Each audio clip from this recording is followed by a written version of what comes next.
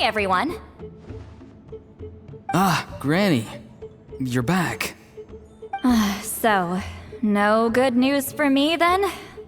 You saw right through me. The Traveler collected a lot of spirits, and I checked all of them one by one. None of them matches Leela's description. I figured. It was written all over your face. It's alright. I didn't exactly have high hopes for the needle in a haystack approach anyway. Leela's condition is still stable, but we're not really getting anywhere. Well, luckily, I made some progress on my end. Leela's parents told me that he made a new friend recently, and apparently he's been out of the house for days at a time. On one occasion, they secretly followed him and saw him and his friend tinkering around with something at a camp. Yeah, some guy who goes by the name Kokuchu, dressed in what looked like Inazuman attire. Is this really all I'll need, Mr. Kokuchu? Based on my studies of the ancient texts, hypersensitivity is usually treated with desensitization therapy. So, I figure there's no reason it shouldn't work in reverse. Now, for a poor chap like yourself with no sensitivity to spirits whatsoever, you'll have to completely immerse yourself in spiritually rich substances for this to be effective. I'm electing to name this approach hypersensitization therapy. Is it risky? You're the spirit duffer, not me. I'm sure you're more clued up than I am on the potential consequences of brute force clairvoyance. Ultimately, it's your decision. All right, but I do have one last question. What's in this for you? People like me obviously don't have much clout in this tribe, so it's not like I can offer you much in return.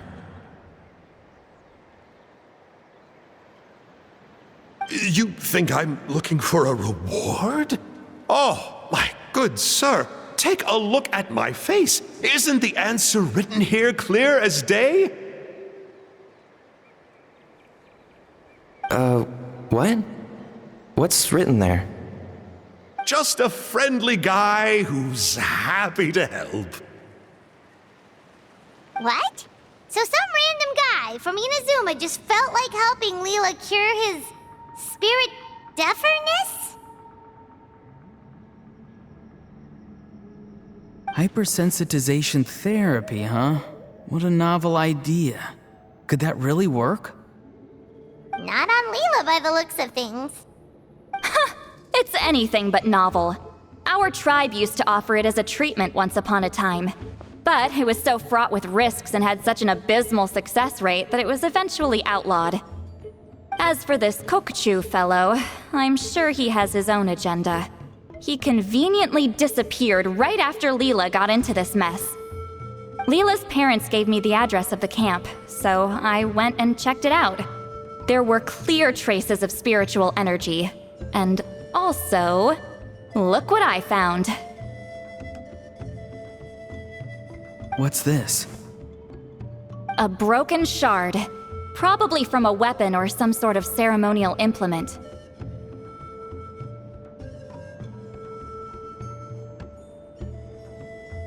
You feel that? It might look old, but it has extremely strong traces of spiritual energy.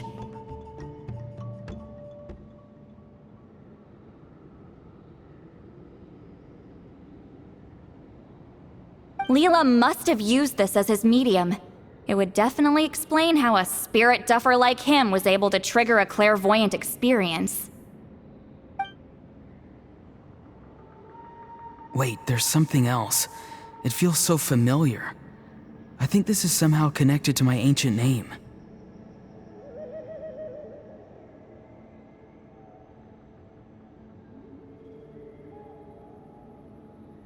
Connected how? Is it like a shard of an ancient name?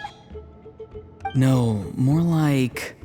I think this item might have belonged to a previous bearer of my ancient name. Okay, that's it. Granny's getting itchy clairvoyance fingers. I'm going to try using this shard as a medium. Cool, same as last time? The Traveler can use the Spirit Loom to record what you find on a woven scroll. Nope. Auroron can do the recording this time. Why? It's a safety measure. You have a better understanding of the spirit domain than the Traveler. If this really is a Sanhaj relic, you'll be better placed to deal with the fallout in the event that something goes wrong. Ah, see, Paimon? Told you Granny has a soft spot for the Traveler. Look at her not wanting to put him in danger. Meanwhile, I'm just a grandkid, so I'm expendable.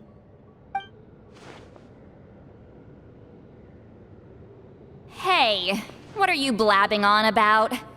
Sorry, Granny. I'm ready now. Then let us begin.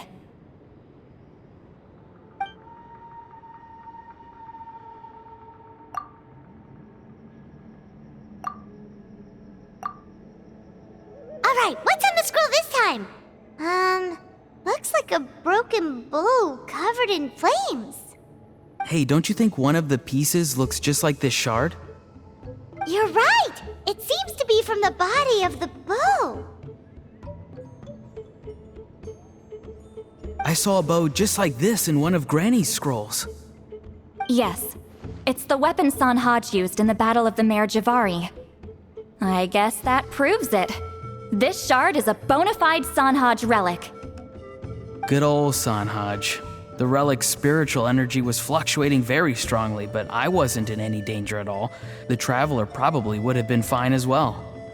Now that's a true hero, huh? Generations later and the stuff he used to own is helping to treat spirit duffers. I still think there's more to this story, though. Kokochu must have had his own motives beyond just treating Leela's condition. Well, okay, we saw the full bow just now, right? Maybe he wanted to see it too, so he could track down the other pieces. I don't know if he'd have anything to gain by doing that. Even if they're Sanhaj relics, I still doubt he'd have much use for a broken bow. Also, why use a spirit duffer in that case? You're basically setting yourself up for failure. Huh? Layla's body is responding! Let me take a look. I can sense a spirit being drawn to the relic. Looks like Granny's plan is working. Leela's spirit is being drawn to the bait. In that case, let me try again. This time using both Leela's body and the shard as mediums. You can do it, Granny. I'm ready to go too. You got the itch too, huh? Plus, Auroron went last time. It's only fair to take it in turns.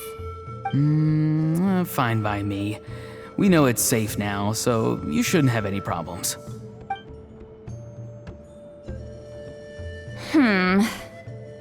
All right, if you insist. Be my guest. Just let me know when you're ready.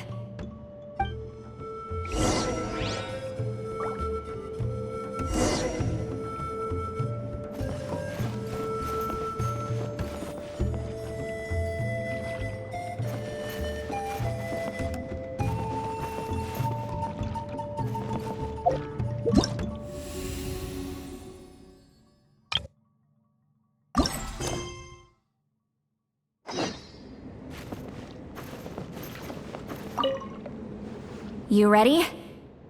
All right.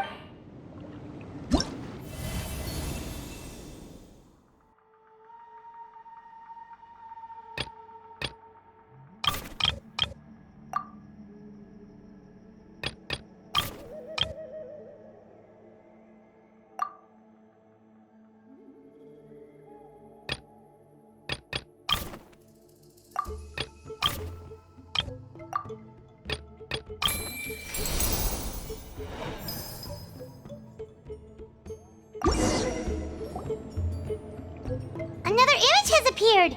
This one is a map. A map? Of where? Could it be the Mare Javari? The Mare Javari? The Mare Javari was reduced to a desolate wasteland after that big battle. Or rather, it became known as the Mare Javari after what happened there. The ashes of the monsters and warriors who fought there covered the entire battlefield.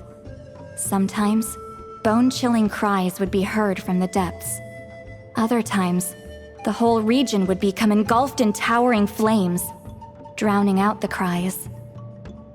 That place is full of untold dangers and mysteries. Over the centuries, the finest adventurers have tried to prove themselves by venturing in. Sadly, most ended up perishing there. That lasted up until around 20 or 30 years ago, when strange things started happening. People started speaking of an enormous dark creature the size of a mountain, roaming around inside the Mare Javari. And then, shortly after that, the whole region just completely disappeared. Nobody knows how, but that infamously ominous place just vanished from the face of the world. What? How the heck? I know, right? Anyway, if I'm not mistaken, the place indicated on this map is where it used to be before it disappeared. At the westernmost part of Natlan. It's a very remote location, far away from any of the tribes. There never used to be a settlement there, but there's more people since the Mare Javari disappeared. Anyway, that's just what I've heard. I've never been there myself. This is what age does to you. The older you get, the less adventurous you become. That's just an excuse. Granny's too lazy to take a trip that far away. Hold on a second. There's a spirit approaching the shard and the woven scroll. Oh, Leela's body is responding again! Quite a strong reaction this time. Does this mean what he was really seeking was the Mare Javari's location? I sense it too. There's a soul nearby. Almost a complete one. This is creeping Paimon out!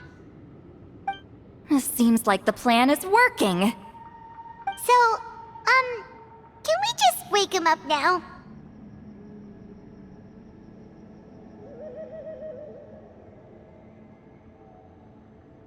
Not today. You might think bringing a spirit back into its body is like pouring water from one bottle into another, but it's far more complicated than that.